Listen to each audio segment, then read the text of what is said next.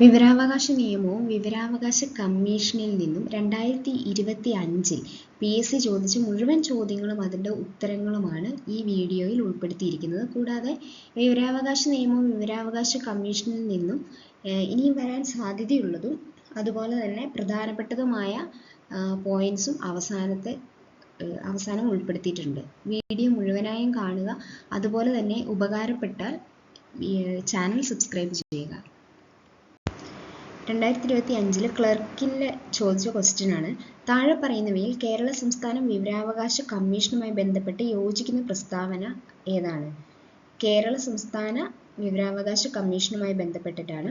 2005 വിവരാവകാശ നിയമം അനുസരിച്ച് കേരള സംസ്ഥാന സർക്കാർ രൂപീകരിക്കുന്നത് ഒരു സ്വയം ഭരണാധികാര സ്ഥാപനമാണ്. ഓക്കെ. സംസ്ഥാന മുഖ്യ വിവരാവകാശ കമ്മീഷണറെ നിയമിക്കുന്നത് ഗവർണറാണ്. സംസ്ഥാന മുഖ്യ വിവരാവകാശ കമ്മീഷണറുടെ കാലാവധി 3 വർഷമോ അല്ലെങ്കിൽ 65 വയസ്സ് തികയുന്നത് വരെയോ ഏതാണോ നേരത്തെ ഉള്ളത് അതായിരിക്കും. ഇതെല്ലാം ശരിയാണ്. ഈ 3 വർഷം അല്ലെങ്കിൽ 65 വയസ്സ് എന്നുള്ളത് 2019 ഭേദഗതിയിൽ പുതുക്കിയതാണ്. അതുവരെ 5 വർഷം എന്നുള്ളതായിരുന്നു. അതുപോലെ തന്നെ ഇതിൽ കേരള സംസ്ഥാന വിവരാവകാശ കമ്മീഷണറെ പറ്റി പറയുന്നത് സെക്ഷൻ 15 മുതൽ 17 വരെയാണ്. അതായത് വിവരാവകാശ നിയമത്തിലെ സെക്ഷനിലെ 15 മുതൽ 17 വരെയാണ്. അതുപോലെ തന്നെ 2005 ഡിസംബർ 19 സംസ്ഥാന വിവരാവകാശ കമ്മീഷൻ രൂപം കൊള്ളുന്നത്. അത് 2005 വിവരാവകാശ നിയമം അനുസരിച്ച് തന്നെയാണ് നിലവിൽ വരുന്നത്. ഡിസംബർ 19 നിലവിൽ വരുന്നത്. നിയമിക്കുന്നതും നീക്കം ചെയ്യുന്നതും ഗവർണർ തന്നെയാണ്. അതുപോലെ തന്നെ ചീഫ് ഇൻഫർമേഷൻ ഓഫീസറും 10 കൂടാത്ത അംഗങ്ങളും ആണ് ഇതിലുള്ളത്, ഈ കമ്മീഷനിൽ ഉള്ളത്. നിയമിക്കുന്നത് ഗവർണർ ആയതുകൊണ്ട് തന്നെ നീക്കം ചെയ്യുന്ന സത്യപ്രതിജ്ഞ ചെയ്യുന്നതും ഗവർണർ തന്നെയാണ്, ഗവർണറുടെ മുന്നിലാണ്. അതുപോലെ തന്നെ നീക്കം ചെയ്യുന്നതും ഗവർണറുടെ മുന്നിൽ തന്നെയാണ്. ഇനി സെലക്ഷൻ എന്ന് പറയുന്നത് സെലക്ഷൻ സമിതിയാണ്. നമ്മുടെ മുഖ്യമന്ത്രിയും അതുപോലെ തന്നെ മുഖ്യമന്ത്രി നിർദ്ദേശിക്കുന്ന ഒരു മന്ത്രിയും പിന്നെ പ്രതിപക്ഷ നേതാവും 3 അംഗങ്ങൾ അടങ്ങിയ ഒരു സെലക്ഷൻ സമിതിയാണ് ഈ കമ്മീഷണർമാരെ നിയമിക്കുന്നത്. അതേ ക്വസ്റ്റ്യൻ പേപ്പറിൽ തന്നെ വന്ന വേറൊരു ക്വസ്റ്റ്യൻ ആണ്. 2005 വിവരാവകാശ നിയമപ്രകാരം ആവശ്യപ്പെട്ടിട്ടുള്ള വിവരം ഒരു വ്യക്തിയുടെ ജീവനെയോ അല്ലെങ്കിൽ സ്വാതന്ത്ര്യത്തെയോ സംബന്ധിച്ചിട്ടുള്ളതാണ് എങ്കിൽ അതിനുള്ള മറുപടി നൽകേണ്ടുന്ന സമയപരിധി എത്രയാണ്? അതിൻ്റെ ഉത്തരം അത് അപേക്ഷ ലഭിച്ച് 48 മണിക്കൂറിനുള്ളിൽ നൽകേണ്ടതാണ്. ജീവനും അല്ലെങ്കിൽ സ്വാതന്ത്ര്യത്തെ സംബന്ധിച്ചിട്ടുള്ളതാണ് എങ്കിൽ 48 മണിക്കൂറിനുള്ളിൽ അതിൻ്റെ മറുപടി നൽകേണ്ടതാണ്. ഈ മറുപടി നൽകേണ്ട, അതായത് അതിൻ്റെ സമയപരിധി പറയുന്ന സെക്ഷൻ 7 മറുപടി നൽകേണ്ടതിൻ്റെ സമയപരിധി പറയുന്നത് 7. അപ്പം മറുപടി എന്നുള്ളതിൻ്റെ ഈ 7, ഈ വര ഇങ്ങോട്ട് തിരിച്ച് വായിച്ചു കഴിഞ്ഞാൽ മറുപടി എന്ന് ഓർത്തിരിക്കുക, സെക്ഷൻ 7. ഇനി അതായത് ഒരു പബ്ലിക് ഇൻഫർമേഷൻ ഓഫീസറുടെ അടുത്താണല്ലോ നമ്മൾ പരാതി കൊടുക്കുക. ആ പരാതി പബ്ലിക് ഇൻഫർമേഷൻ ഓഫീസർക്കാണ് കൊടുക്കുന്നത് എങ്കിൽ 30 ദിവസത്തിനുള്ളിൽ അതിന് മറുപടി കിട്ടേണ്ടതാണ്. അതുപോലെ തന്നെ ഇനി പബ്ലിക് ഇൻഫർമേഷൻ ഓഫീസർ ഇല്ല, അസിസ്റ്റന്റ് പബ്ലിക് ഇൻഫർമേഷൻ ഓഫീസർക്കാണ് കൊടുക്കുന്നതെങ്കിൽ 35 ദിവസത്തിനുള്ളിൽ മറുപടി ലഭിക്കണം. ഇനി സാധാരണ കേസിൽ ഇനി ജീവനും സ്വാതന്ത്ര്യത്തിനും ഒക്കെ സ്വത്തിനോ ഒക്കെ സംബന്ധിച്ചിട്ടുള്ളതാണ് എങ്കിൽ 48 മണിക്കൂറിനുള്ളിൽ മറുപടി ലഭിക്കേണ്ടതാണ്. ഇനി അങ്ങനെ മറുപടി കൊടുത്തില്ല എങ്കിൽ അല്ലെങ്കിൽ മറുപടിയിൽ എന്തെങ്കിലും മറുപടി കൊടുത്തില്ല എങ്കിൽ ഉള്ള പിഴ, ആ പബ്ലിക് ഇൻഫർമേഷൻ ഓഫീസർ കൊടുക്കേണ്ട പിഴ 250 രൂപ മുതൽ പരമാവധി 25,000 രൂപ വരെയാണ്. ഇനി ഈ പിഴയെ പറ്റി പ്രതിപാദിക്കുന്ന സെക്ഷൻ 20. നമ്മൾ പറഞ്ഞു മറുപടിയെ പറ്റി പറയുന്ന സെക്ഷൻ 7. അതുപോലെ തന്നെ മറുപടി കൊടുക്കാൻ വൈകുമോ അല്ലെങ്കിൽ കൊടുക്കാൻ താമസിച്ച് കൊടുത്തിട്ടില്ല എങ്കിലൊക്കെ അതിന് വരുന്ന പിഴയെ പറ്റി പറയുന്ന സെക്ഷൻ 20. ഇനി അടുത്ത ICDSന്റെ ക്വസ്റ്റ്യൻ ആണ്. എന്താണ് വിവരാവകാശ നിയമത്തിന്റെ പ്രധാന ഉദ്ദേശമായി കണക്കാക്കുന്നത്? ഓരോ പൊതു അധികാര സ്ഥാപനത്തിന്റെ പ്രവർത്തനത്തിൽ സുതാര്യവും ഉത്തരവാദിത്വവും വർദ്ധിപ്പിക്കുന്നതിനു വേണ്ടി, അതുപോലെ തന്നെ വിവരാവകാശത്തിന്റെ പ്രായോഗിക ഭരണക്രമം പ്രതിപാദിക്കുന്നതിനും പൊതു അധികാര സ്ഥാപനങ്ങളുടെ നിയന്ത്രണത്തിന് കീഴിൽ പൗരന്മാർക്ക് വിവരം പ്രാപ്യമാക്കുന്നതിനുമാണ്. രണ്ടും എയും ബിയും ശരിയാണ്. ഓപ്ഷൻ സി ആണ് ഇവിടുത്തെ ഉത്തരം. അതായത് നമ്മൾ ചോദിക്കാൻ കഴിയുന്ന അതോറിറ്റീസും ഉണ്ട്, ചോദിക്കാൻ കഴിയാത്ത, അതായത് ചോദിച്ചു കഴിഞ്ഞാലും വിവരം കിട്ടാത്ത, ലഭ്യമാകാത്തതും ഉണ്ട്. അതായത് നമുക്ക് അതിനെപ്പറ്റി പ്രതിപാദിക്കുന്ന സെക്ഷൻ 2H-ലാണ്. 2H-ലാണ് ഈ നമുക്ക് വിവരം ലഭിക്കുന്നതും വിവരം ലഭിക്കാത്തതുമായിട്ടുള്ള പ്രതിപാദിച്ചിട്ടുള്ളത്. ഭരണഘടനാ പ്രകാരമുള്ള ഒരു സ്ഥാപനം, പാർലമെന്റ് നിയമമനുസരിച്ച് സ്ഥാപിതമായ ഒരു സ്ഥാപനം, സ്റ്റേറ്റ് നിയമസഭ നിയമപ്രകാരം വന്ന ഒരു സ്ഥാപനം, ഗവൺമെന്റ് അധികാര പരിധിയുള്ള ഒരു സ്ഥാപനം, ഗവൺമെന്റ് സാമ്പത്തിക സഹായം നൽകുന്ന സ്ഥാപനം, NGOസിന് ഗവൺമെന്റ് ഫണ്ട് കൊടുക്കുന്ന NGOs, ഈ സ്ഥാപനങ്ങളിൽ നിന്നെല്ലാം, ഇതിന്റെ കീഴിൽ ഇങ്ങനെ വരുന്ന സ്ഥാപനങ്ങളിൽ നിന്നെല്ലാം വിവരങ്ങൾ എടുക്കാവുന്നതാണ്. എന്നാൽ വിവരം ലഭ്യമാകാത്തത് എവിടെ നിന്നൊക്കെയാണ്? ഒന്ന്, രാജ്യസുരക്ഷയെ ബാധിക്കുന്ന കാര്യങ്ങളാണെങ്കിൽ ആ വിവരം നമുക്ക് കിട്ടില്ല.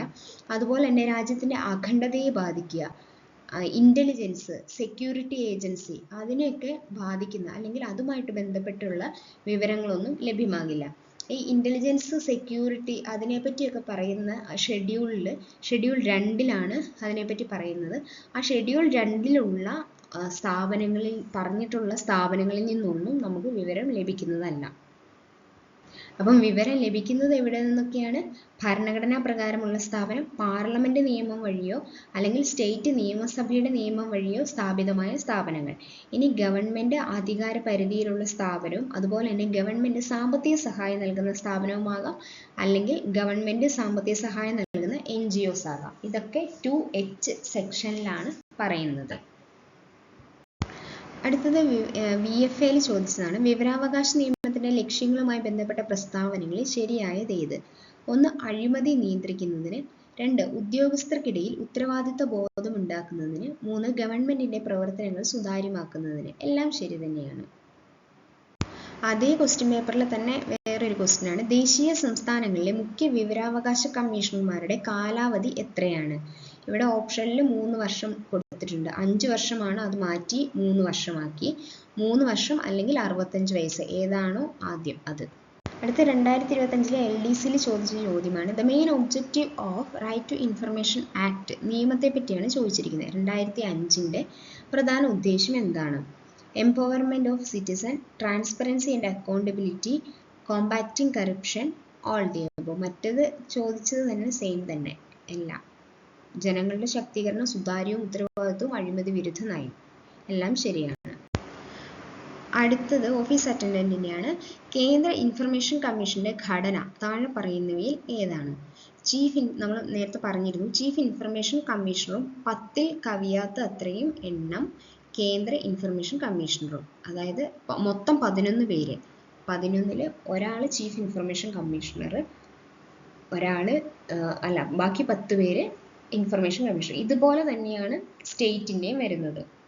ഇനി കേന്ദ്ര വിവരാവകാശ കമ്മീഷണറിലെ തെരഞ്ഞെടുക്കുന്നത് സെലക്ഷൻ സമിതിയാണ്. അതിൻ്റെ അകത്ത് പ്രൈം മിനിസ്റ്ററും ക്യാബിനറ്റ് മിനിസ്റ്ററും, പ്രൈം മിനിസ്റ്റർ നിർദ്ദേശിക്കുന്ന ഒരു മിനിസ്റ്റർ ഉണ്ടാവും, പിന്നെ പ്രതിപക്ഷ നേതാവും ഉണ്ടാവും. അതേപോലെ തന്നെ സ്റ്റേറ്റിൻ്റെ വരുവാണെങ്കിൽ മുഖ്യമന്ത്രി നിർദ്ദേശിക്കുന്ന ഒരു മന്ത്രിയും പ്രതിപക്ഷ നേതാവും ഉണ്ടാവും. ഇനി കേന്ദ്ര വിവരാവകാശ കമ്മീഷണറാണെങ്കിൽ നിയമനം നടത്തുന്നത് പ്രസിഡന്റാണ്, നീക്കം ചെയ്യുന്നത് പ്രസിഡന്റാണ്, സത്യപ്രതിജ്ഞ ചെയ്യേണ്ടത് പ്രസിഡന്റിന്റെ മുമ്പിലാണ്. അതേസമയം സംസ്ഥാന വിവരാവകാശ കമ്മീഷണറിൽ നിയമനം നടത്തുന്നത് ഗവർണറാണ്, നീക്കം ചെയ്യുന്നത് ഗവർണറാണ്, സത്യപ്രതിജ്ഞ ചെയ്യുന്നതും ഗവർണറുടെ മുന്നിലാണ്. ഇനി കാലാവധി വരുന്നത് രണ്ടിടത്തും 3 വർഷം അല്ലെങ്കിൽ 65 വയസ്സാണ്. അതുപോലെ തന്നെ രണ്ടിലും ചീഫ് ഇൻഫർമേഷൻ ഓഫീസറും 10 മെമ്പേഴ്സുമാണ് വരുന്നത്. ഇനി കേന്ദ്ര വിവരാവകാശ കമ്മീഷൻ സെക്ഷൻ പറയുന്നത്, കേന്ദ്ര വിവരാവകാശ കമ്മീഷനെ പറ്റി കേന്ദ്ര വിവരാവകാശ നിയമത്തിൽ പറയുന്ന സെക്ഷൻ 12 മുതൽ 14 വരെയാണ്. സംസ്ഥാന വിവരാവകാശ കമ്മീഷനെ പറ്റി പറയുന്നത് 15 മുതൽ 17 വരെയാണ്. 12 മുതൽ 14 വരെയുള്ള സെക്ഷനിൽ കേന്ദ്ര വിവരാവകാശ കമ്മീഷനെ പറ്റിയും 15 5 മുതൽ 17 വരെ സംസ്ഥാന വിവരാവകാശ കമ്മീഷനെ പറ്റിയുമാണ് പറയുന്നത്. അടുത്ത ലാബ് അസിസ്റ്റന്റിന് ചോദിച്ച ക്വസ്റ്റ്യൻ ആണ്. 2005 വിവരാവകാശ നിയമം അനുസരിച്ച് താഴെ പറയുന്നതിൽ കേന്ദ്ര സംസ്ഥാന ഇൻഫർമേഷൻ കമ്മീഷന്റെ അധികാരങ്ങളിൽ പെട്ടത് ഏതാണ്? വ്യക്തികളെ വിളിച്ചു വരുത്തി നിർബന്ധപൂർവ്വം ഹാജരാക്കാനും സത്യപ്രതിജ്ഞ ചെയ്ത് മൊഴിയായിട്ടോ രേഖാമൂലമോ തെളിവ് നൽകാൻ അവരെ നിർബന്ധിക്കാനുമുള്ള അധികാരമുണ്ട് എന്നാണ് പറയുന്നത്. അതുപോലെ തന്നെ കൃത്യവിലോപം നടത്തുന്ന ഉദ്യോഗസ്ഥർക്കെതിരെ ക്രിമിനൽ നടപടി സ്വീകരിക്കാനുള്ള അധികാരം. മൂന്നാമത്തത് അഴിമതിയിൽ ഏർപ്പെടുന്ന സർക്കാർ ജീവനക്കാരെ വിചാരണ ചെയ്യുവാനുള്ള അധികാരം. ഈ ക്രിമിനൽ നടപടി ചെയ്യുവാനോ വിചാരണ ചെയ്യുവാനോ ഉള്ള അധികാരം വിവരാവകാശ കമ്മീഷന് ഇല്ല. വിവരാവകാശ കമ്മീഷൻ എന്ന് പറയുന്നത് സ്റ്റാറ്റ്യൂട്ടറി ബോഡിയാണ്. ഒരു സിവിൽ കോടതിയുടെ അധികാരമാണ് ഇതിനുള്ളത്. അതുകൊണ്ട് തന്നെ ക്രിമിനൽ നടപടി സ്വീകരിക്കാൻ പറ്റത്തില്ല, അതുപോലെ തന്നെ വിചാരണ ചെയ്യാനും പറ്റത്തില്ല. എന്നാൽ തെളിവ് ശേഖരിക്കാനും തെളിവ് ലഭിക്കാൻ ഉള്ള കാര്യങ്ങൾ ചെയ്യാനും മൊഴിയെടുക്കാനും ഒക്കെ അവർക്ക് ചെയ്യാവുന്നതാണ്. അടുത്തത് ക്ലർക്കിൻ്റെ വന്ന ക്വസ്റ്റ്യൻ ആണ്. 2005 വിവരാവകാശ നിയമപ്രകാരം വിവരം ലഭിക്കുന്നതിനായി വിവരാവകാശ അപേക്ഷ നൽകുമ്പോൾ ദാരിദ്ര്യരേഖയ്ക്ക് താഴെ ഉൾപ്പെടുന്ന വിഭാഗത്തിലെ വ്യക്തികൾ എത്ര രൂപയാണ് ഫീസായി നൽകേണ്ടത്? ഇവിടെ ദാരിദ്ര്യരേഖയ്ക്ക് താഴെ എന്ന് ചോദിച്ചിട്ടുണ്ട്. അവർക്ക് ഫീസില്ല. ദാരിദ്ര്യരേഖയ്ക്ക് താഴെ ഫീസില്ല. ഈ വിവരാവകാശ നിയമത്തിൽ ആകെക്കൂടെ ദാരിദ്ര്യരേഖയ്ക്ക് താഴെയുള്ളവരുടെ കാര്യം മാത്രമാണ് പറയുന്നത്. വേറെ ആരെ പറ്റി SC ST വേറെ ബാക്ക്വേർഡ് കമ്മ്യൂണിറ്റി ഒന്നും പറയുന്നില്ല. ആകെക്കൂടെ ദാരിദ്ര്യരേഖയ്ക്ക് താഴെയുള്ളവർക്ക് ഫീസില്ല എന്ന് മാത്രമേ പറയുന്നുള്ളൂ. അതേസമയം ഇതിന്റെ ഫീസ് എന്ന് പറയുന്നത് 10 രൂപയാണ്. ബാക്കിയുള്ളവർക്കെല്ലാം 10 രൂപ ഫീസ് അടയ്ക്കണം. അതേ ക്വസ്റ്റ്യൻ പേപ്പറിൽ തന്നെ വന്ന അടുത്ത ചോദ്യമാണ്. വിവരാവകാശ നിയമത്തിലെ ഷെഡ്യൂളുകളുടെ എണ്ണം എത്രയാണ്? 2 ഷെഡ്യൂളുകളാണ് ഉള്ളത്. വിവരാവകാശ നിയമത്തില് 31 സെക്ഷൻ ഉണ്ട്. 31 സെക്ഷൻ ഉണ്ട്. 6 അധ്യായമുണ്ട്. 6 അധ്യായമുണ്ട്. എന്നാൽ 2 ഷെഡ്യൂളാണ് ഉള്ളത്. 2 ഷെഡ്യൂൾ. 31 സെക്ഷനും 6 അധ്യായം, 2 ഷെഡ്യൂൾ. 31, 6, 2. ഇവിടെ 2 ഷെഡ്യൂൾ ഉണ്ടെന്ന് പറഞ്ഞു. അതിൽ രണ്ടാമത്തെ ഷെഡ്യൂളിലാണ് ഈ രാജ്യസുരക്ഷ അതുപോലെ തന്നെ അഖണ്ഡതയെ ബാധിക്കുന്ന കാര്യങ്ങൾ ഒന്നും പറയാത്ത വിവരം ലഭ്യമാകാത്ത ഏതൊക്കെ സ്ഥാപനമാണ് എന്ന് ഉൾപ്പെടുത്തിയിട്ടുള്ളത് ഷെഡ്യൂൾ 2-ലാണ്. ഇന്റലിജൻസും സെക്യൂരിറ്റി ഏജൻസികളുടെ ഒരു ലിസ്റ്റാണ് ഷെഡ്യൂൾ 2-ൽ പറയുന്നത്. എന്നാൽ ഷെഡ്യൂൾ 1-ൽ പറയുന്നത് ഈ ചീഫ് ഇൻഫർമേഷൻ ഓഫീസറുടെയും മറ്റ് ഇൻഫർമേഷൻ ഓഫീസർമാരുടെയും സത്യപ്രതിജ്ഞ, അവരുടെ ഓത്താണ് 1-ാമത്തെ ഷെഡ്യൂളിലുള്ളത്. അടുത്തത് വിമൻ പോലീസ് ഓഫീസറിൽ ചോദിച്ചതാണ്. വിവരാവകാശ നിയമവുമായി ബന്ധപ്പെട്ട് താഴെ പറയുന്ന പ്രസ്താവനകളിൽ ഏതാണ് ശരി എന്നാണ്. 1. സംസ്ഥാന വിവരാവകാശ ഉദ്യോഗസ്ഥൻ 3-ാം കക്ഷി വിവരങ്ങൾ ഏതെങ്കിലും വ്യക്തിക്ക് നൽകാൻ ഉദ്ദേശിക്കുന്നുവെങ്കിൽ വിവരങ്ങൾ ആവശ്യപ്പെട്ട് 10 ദിവസത്തിനുള്ളിൽ ആ 3-ാം വ്യക്തിക്ക് രേഖാമൂലം അറിയിപ്പ് നൽകണം. ഈ റൈറ്റ് ടു ഇൻഫർമേഷൻ ആക്ടിൽ തേർഡ് പാർട്ടി അല്ലെങ്കിൽ 3-ാം കക്ഷിനെ പറ്റി പറഞ്ഞിരിക്കുന്ന അത് സെക്ഷൻ 11-ലാണ്. സാധാരണ നമ്മളൊരു പബ്ലിക് ഇൻഫർമേഷൻ ഓഫീസർക്ക് കൊടുത്തു കഴിഞ്ഞാൽ അതിൻ്റെ ഉത്തരം മറുപടി കിട്ടണമെങ്കിൽ 30 ദിവസമാണ്. എന്നാൽ ജീവനെ സംബന്ധിച്ചോ അല്ലെങ്കിൽ സ്വാതന്ത്ര്യത്തെ സംബന്ധിച്ചോ ഉള്ളതാണ് എങ്കിൽ 48 മണിക്കൂറിനുള്ളിൽ കിട്ടും. അതിന് 5 ഡേയ്സ് ലിബറേഷൻ ഉണ്ട്. അതുപോലെ തന്നെ തേർഡ് പാർട്ടി ആണ് വരുന്നത് എങ്കിൽ 40 ദിവസമാണ് ലിമിറ്റ് എന്ന് പറയുന്നത്. 40 ദിവസം. അതായത് ഈ 3-ാം കക്ഷി എന്ന് പറഞ്ഞാൽ ഒരു അപേക്ഷകൻ മറ്റൊരാളുമായി ബന്ധപ്പെട്ടതോ അല്ലെങ്കിൽ അപേക്ഷകനോ അത് പ്രോസസ് ചെയ്യുന്ന പൊതു അധികാരിയോ അല്ലാതെ മറ്റാരെങ്കിലും നൽകിയതോ ആയ വിവരം ആവശ്യപ്പെടുവാണെങ്കിൽ വേറൊരാളുടെ മൂന്നാമതായിട്ടുള്ള ഒരാളുടെ കൊടുത്ത വിവരം, അവർക്ക് എന്താണ് കൊടുത്തത്, വിവരാവകാശ നിയമപ്രകാരം അവർക്ക് എന്താണ് കൊടുത്തത് എന്നുള്ള കാര്യം എനിക്ക് കിട്ടും. അതാണ് തേർഡ് പാർട്ടി 3-ാം കക്ഷി നിയമത്തിൽ പറയുന്നത്. അപ്പോൾ ഒരാൾ ഇവിടുന്ന് റൈറ്റ് ടു ഇൻഫർമേഷൻ ആക്ട് പ്രകാരം അവിടുന്ന് എന്തൊക്കെയാണ് വിവരങ്ങൾ ശേഖരിച്ചിട്ടുള്ളത് അല്ലെങ്കിൽ അവർക്ക് എന്തൊക്കെയാണ് കൊടുത്തിട്ടുള്ളത് എന്ന് എനിക്കറിയാൻ പറ്റും. എനിക്കറിയണമെങ്കിൽ ഞാൻ തേർഡ് പാർട്ടി ആയിട്ട് ഞാൻ ചോദിച്ചു കഴിഞ്ഞാൽ എനിക്ക് കിട്ടും. അതിന് പ്രൊസീജിയറൊക്കെ ഉണ്ട്, അവർ എഴുതി മേടിക്കുകയൊക്കെ ചെയ്യണം. ഇനി അതിൻ്റെ അകത്ത് വ്യാപാരം അല്ലെങ്കിൽ വാണിജ്യ രഹസ്യങ്ങളുടെ കാര്യത്തിൽ മൂന്നാം കക്ഷി വിവരങ്ങൾ ഒരിക്കലും വെളിപ്പെടുത്താൻ പാടില്ല എന്നാണ് ഇവിടെ പറഞ്ഞിരിക്കുന്നത്. അങ്ങനെയല്ല, വ്യാപാരം അല്ലെങ്കിൽ വാണിജ്യ രഹസ്യങ്ങൾ ഒഴികെ ബാക്കിയുള്ള വിവരങ്ങളൊന്നുമാണ് വെളിപ്പെടുത്താൻ പാടില്ലാത്തത്. അതായത് വ്യാപാര വാണിജ്യ കാര്യങ്ങളാണെങ്കിൽ പറയാം, വിവരങ്ങൾ നൽകാം എന്നാണ് പറയുന്നത്.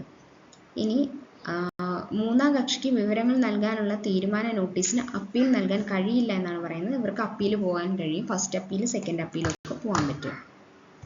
അടുത്തത് അതേ ക്വസ്റ്റ്യൻ പേപ്പറിൽ തന്നെ ഒരു ക്വസ്റ്റ്യനാണ്, വിവരാവകാശ ഉദ്യോഗസ്ഥന് വിവരങ്ങളിലേക്കുള്ള ലഭ്യത നിഷേധിക്കാൻ സാധ്യതയുള്ള സാഹചര്യങ്ങൾ ഏതാണ്? ഇവിടെ ഓപ്ഷൻ സി ആണ്. സംസ്ഥാനവുമായി ബന്ധമില്ലാത്ത ഒരു വ്യക്തിയുടെ പകർപ്പവകാശം ലംഘിക്കുമ്പോഴാണെങ്കിൽ ആ സാഹചര്യത്തിൽ വിവരങ്ങൾ നിഷേധിക്കാനുള്ള സാധ്യതയുണ്ട്.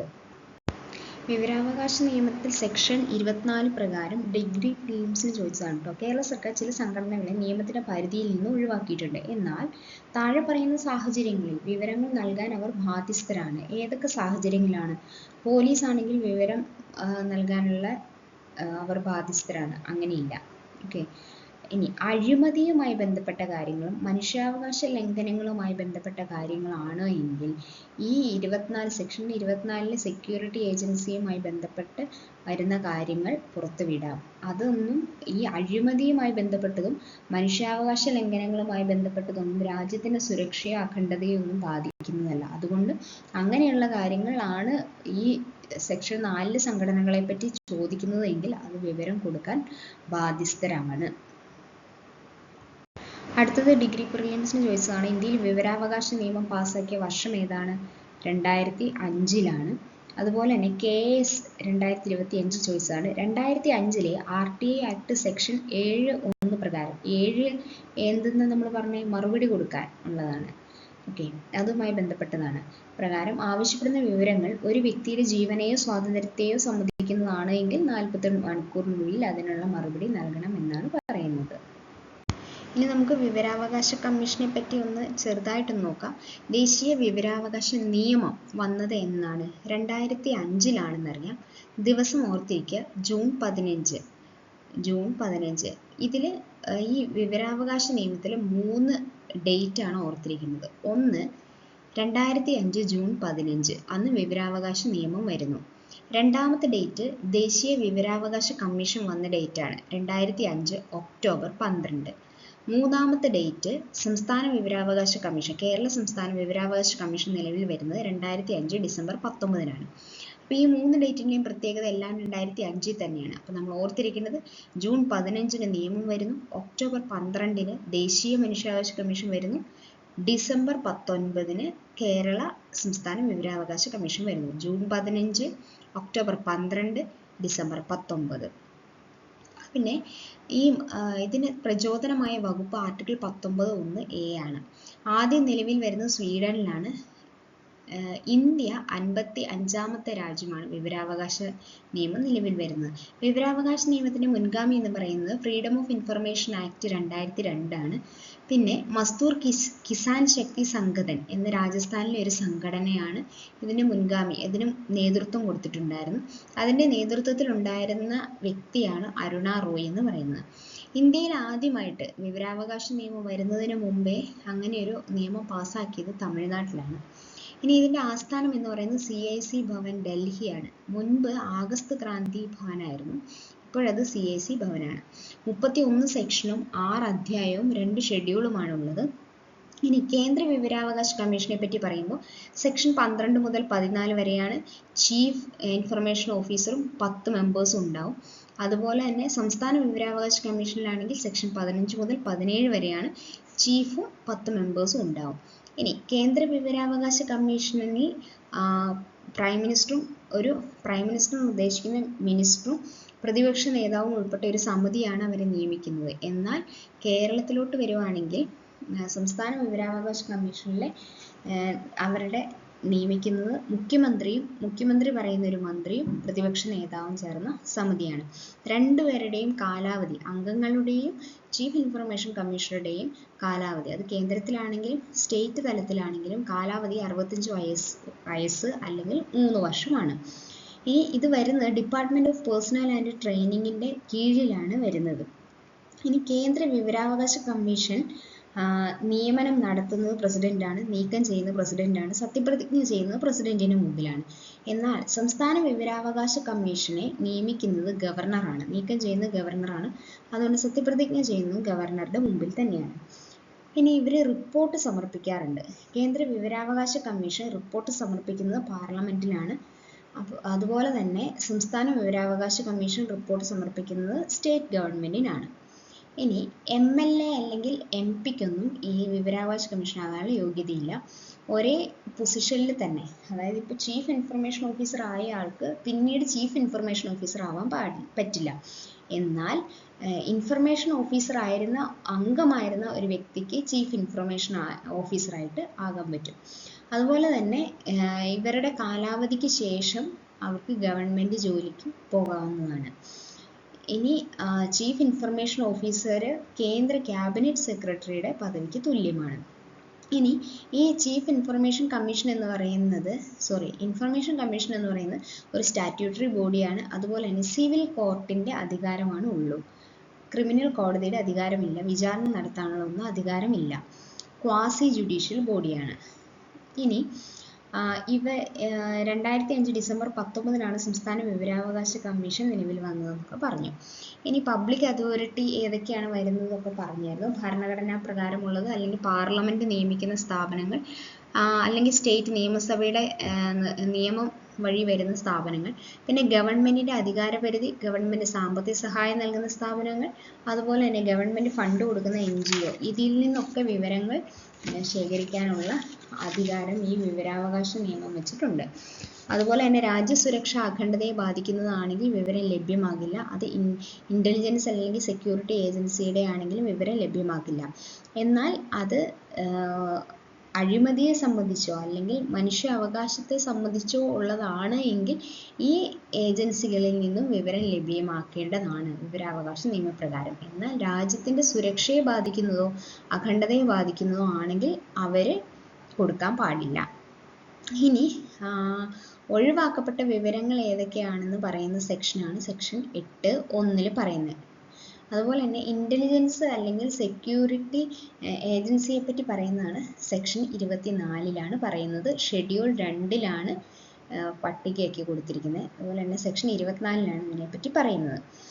ഈ പബ്ലിക് ഇൻഫർമേഷൻ ഓഫീസറുടെ കയ്യിലാണ് നമ്മൾ അപേക്ഷ കൊടുക്കേണ്ടത്.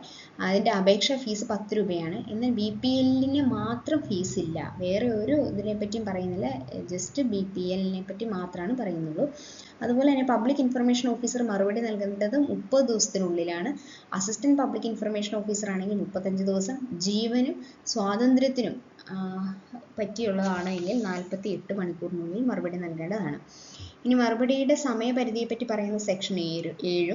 മറുപടി ലഭിച്ചില്ലെങ്കിൽ പിഴ 250 മുതൽ 25,000 വരെയാണ്. ആ പിഴയെ പറ്റി പറയുന്നത് സെക്ഷൻ 20 ഇനി ഒന്നാം അപ്പീൽ കൊടുക്കാൻ പറ്റുന്നത് 30 ദിവസത്തിനുള്ളിലാണ്.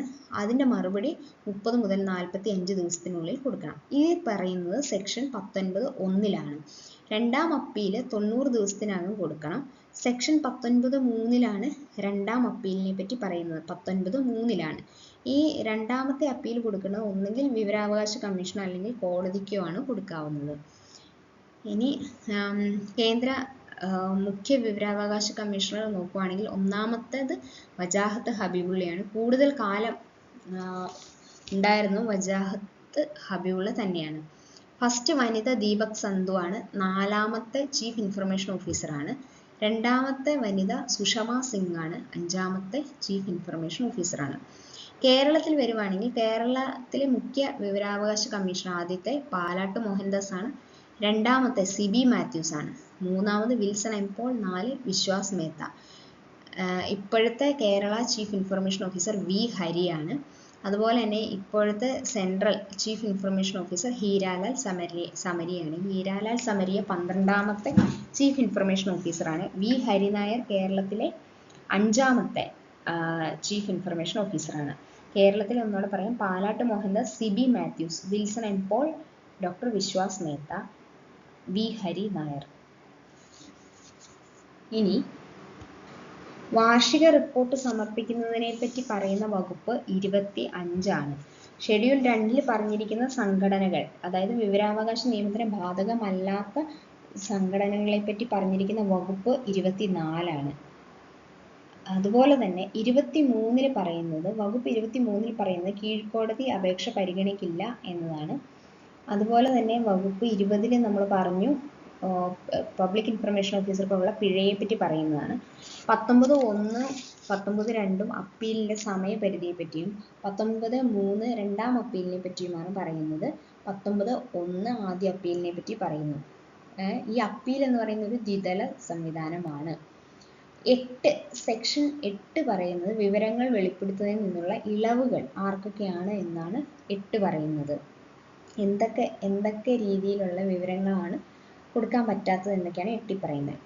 അതുപോലെ തന്നെ 7 പറയുന്നത് വിവരങ്ങൾ നൽകുന്നതിനുള്ള സമയപരിധിയെ പറ്റിയാണ്. സെക്ഷൻ 3 പറയുന്നത് എല്ലാ ഇന്ത്യൻ സിറ്റിസണും വിവരങ്ങൾ നേടാം എന്നതാണ് വകുപ്പ് 3.